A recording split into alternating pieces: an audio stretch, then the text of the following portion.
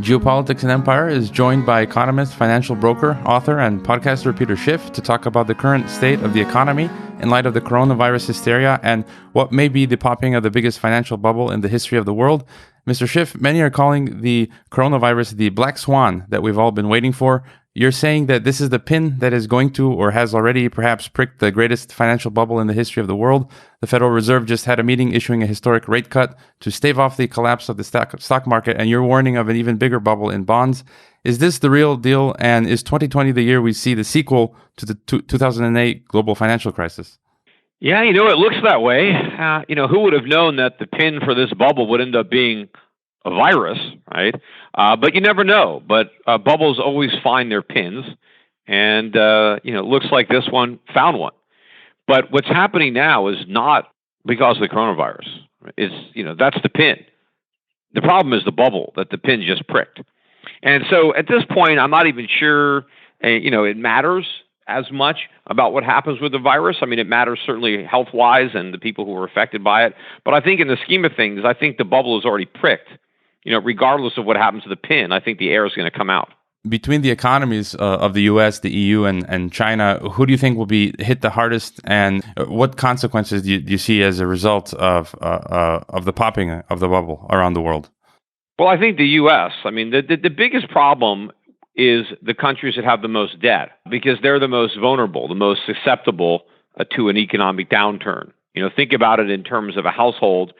If you have a lot of savings, let's say a household, you have a year or two worth of income saved.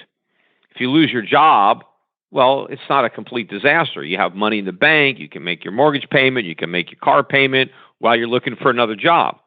But if you have nothing saved and you're living paycheck to paycheck and you miss one paycheck, you can't make your mortgage payment. You can't, make your car payment. And not only does that impact you, but that impacts the guy that was expecting to receive, or the financial institution that was looking to get that mortgage payment or that car payment. So it really has big ramifications. And that's the U.S. economy. I mean, you've got all these companies, thanks to the Fed, that have lots of debt. If their revenue goes down because of a temporary problem, well, they have to make payments on their debt. But what if they can't do that? Well, there's a default. But what about the other side of that loan that was expecting to get the money? Now it doesn't get the money. And now these businesses have to start laying off workers. But again, the workers don't have any savings. They're, like I said, living paycheck to paycheck. Now they can't make their payments. They can't pay their bills. They can't pay their car payments or their mortgages or their credit card bills. So now what happens? You have a complete implosion. You have another financial crisis. We are set up for a bigger financial crisis now than the one we had in 2008 because we have so much more debt now than we had then. And if you could tell us a little bit more of how do you see this playing out? We all experienced the 2007, 8, 9 crisis, banks going bust. How do you see this playing out? Is it going to be like 1929 again, or something even worse? No, I think it's going to be worse because I don't think the Fed has the ability to bail us out again. I think it's at this point, when they try, and they will try, they're just going to destroy the dollar. They're going to create a currency and then a sovereign debt crisis.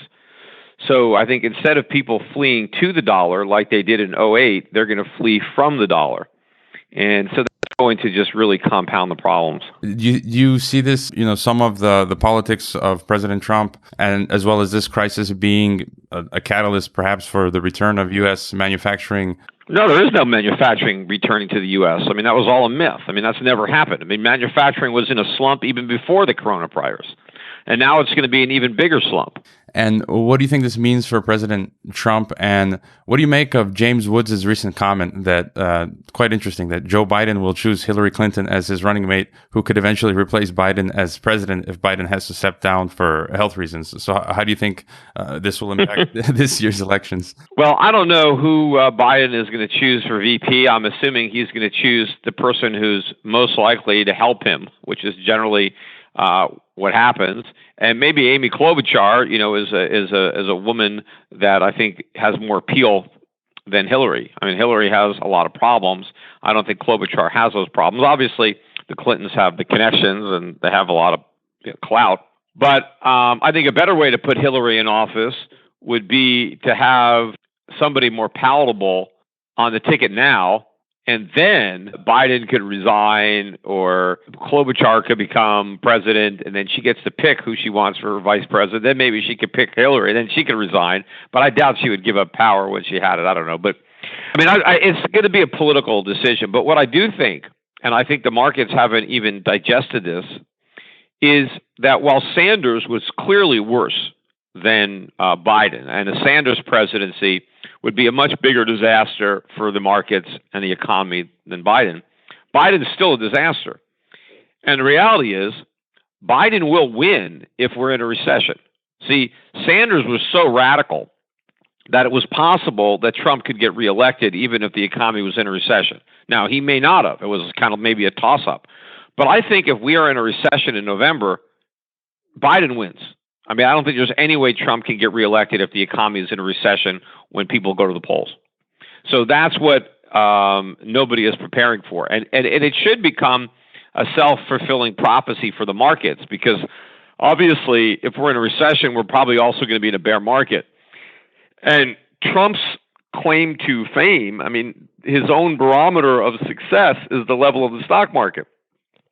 And if the stock market is way down when he's, people are voting, then obviously, his presidency was a failure. If by his own standard, you judge the effectiveness of a presidency by the level of the stock market. So as the stock market falls, the likelihood of Trump getting reelected falls with it. And then people should be selling stocks, because if you think the stock market is up because of corporate tax cuts, you're going to have hikes if Biden wins. If you think the market is rising because of deregulation, well, you're going to have a lot more regulation if Biden is elected. And of course, if you're worried about budget deficits, they're going to be much bigger. Even though they're record highs now, they're going to be even bigger when Biden's president. So there's a lot of things that the markets are overlooking that they should be worried about.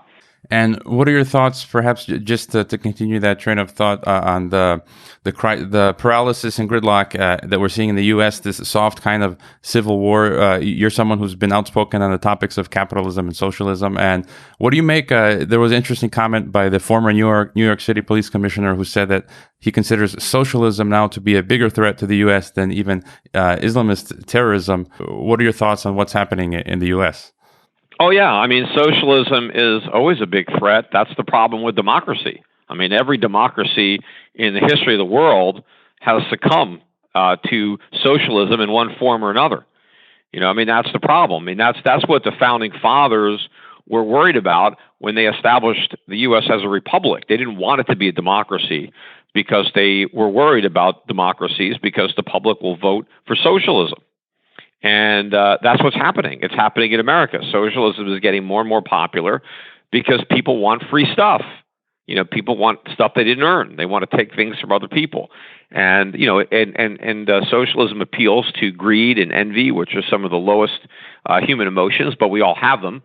And the problem is, socialism creeps into the economy in a way that it undermines the economy and therefore, ironically, the appeal of socialism, because as the economy becomes less capitalistic and more socialistic, you create poverty and larger disparities between the poor and the rich, and that feeds on itself. And then you have politicians who blame the plight of the poor or the used to be middle class on capitalism, when it is not capitalism, it is the socialism that has already crept into the system.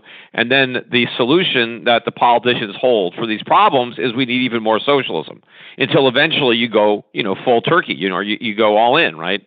And that's where we're headed with, like Bernie Sanders or maybe AOC. I mean, Sanders is obviously not going to be the nominee in 2020, but AOC may be in 2024. Now, you mentioned the flight away from the dollar. I know you're not a fan of cryptocurrency, I believe, but what do you think? And we'll probably see, as you've mentioned before, flight into other assets such as gold. But do you ever see the U.S. dollar losing its world reserve status, and what could possibly challenge it? Well, I do believe that the dollar will lose that status, but I do not think that some other currency is going to simply, fill the void. Prior to the dollar being the reserve currency, gold was the reserve for all currencies. And I think we're just going to return to that dynamic. I mean, that's, the reason that the dollar became the reserve currency was because not only was it backed by gold, but it was redeemable into gold. So you could take your Federal Reserve notes and hand them in, and they would give you gold at a fixed exchange rate. And so we eventually severed that link, and that was the problem. And now we're dealing with the consequences.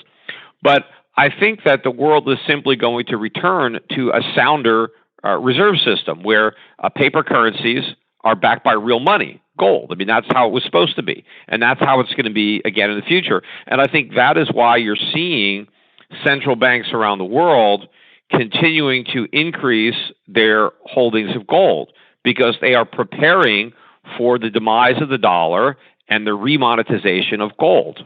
And you've often recommended folks protect themselves through real assets and, as you say, gold. And I'd like to get your thoughts perhaps on a few more recommendations of how people can protect themselves. But one of my biggest concerns is during or after this crisis, the collapse of perhaps financial and some political institutions and the danger we may face with our financial accounts. The UN recently has been urging people to stop using cash and to use digital contactless payments. Some say the coronavirus crisis will help shift us more towards a cashless society. I've been a fan of gold money, which allows you to hold real allocated gold kind of in a digital form. You're an advisor there.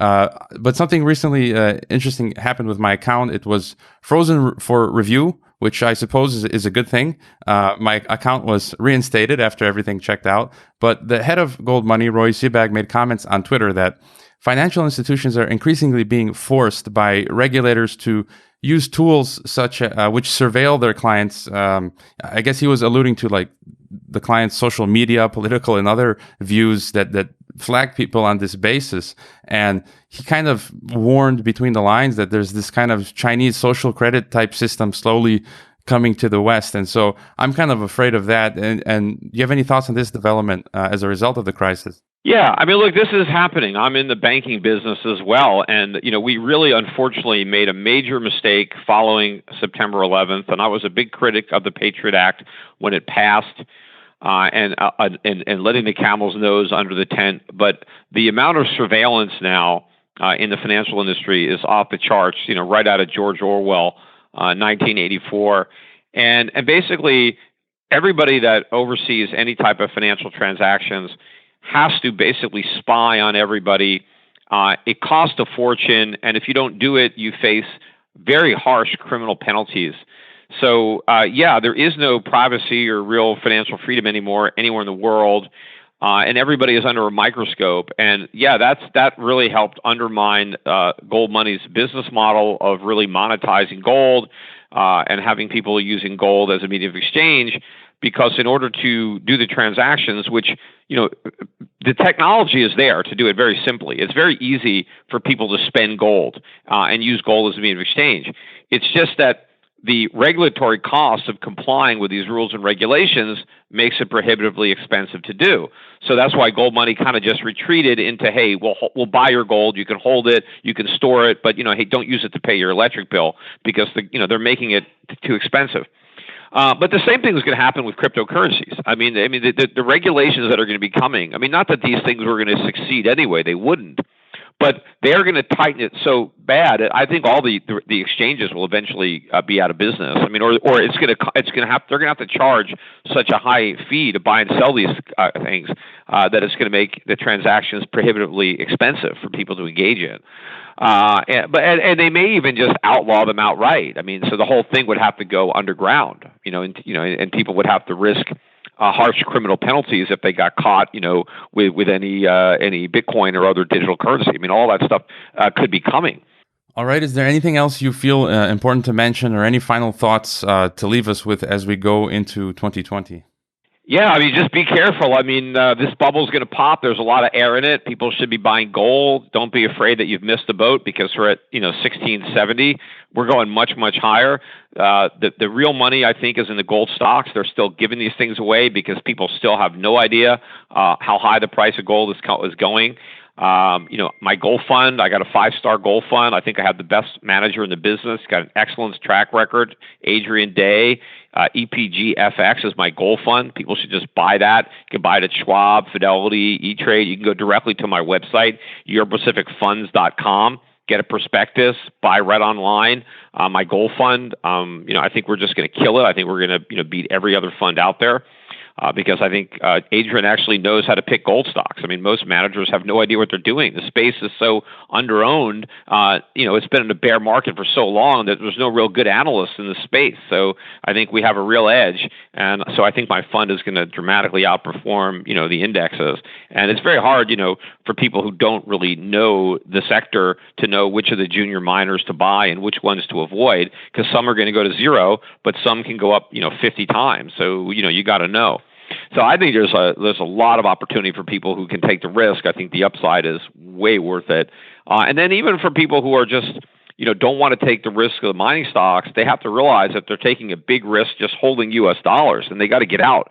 That inflation is coming. It's going to be rather dramatic. It's going to wipe a lot of people out. So we're helping clients create portfolios with assets in Switzerland, Singapore, New Zealand, Norway, places where I think the currencies will do a much better job of holding their value. And we're buying good quality defensive stocks for people where they can get income that they could live on. So people who are retiring, near retirement age or in retirement, need to be thinking of inflation and the risks of a collapse of the U.S. dollar and the U.S. bond market, and doing something now to guard against those risks, which they can do by contacting, my company, Euro Pacific Capital. Our website is europac.com, and talk to our broker about transferring an account over and getting your portfolio, really crash-proofed or inflation-proofed. And listen to my podcasts. I mean, I'm doing a lot of podcasts now, schiffradio.com or on my YouTube channel, just to, keep abreast of what's going on, because you're not going to get the truth if you're just getting your news from the mainstream media.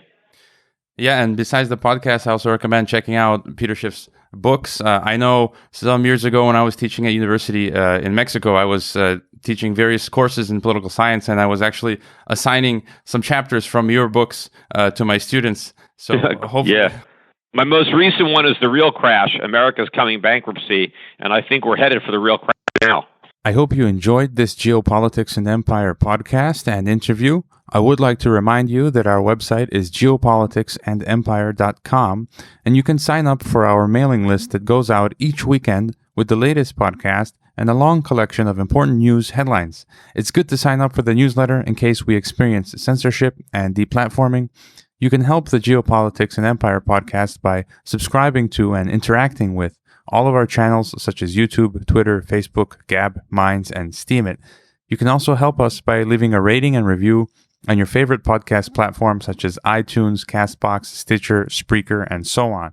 Finally, if you value our work and our mission and would like to see us continue interviewing experts from across the political spectrum, please consider leaving a one-time donation via PayPal or Bitcoin, or becoming a regular monthly supporter on our Patreon. All the links can be found on geopoliticsandempire.com. Thanks for listening.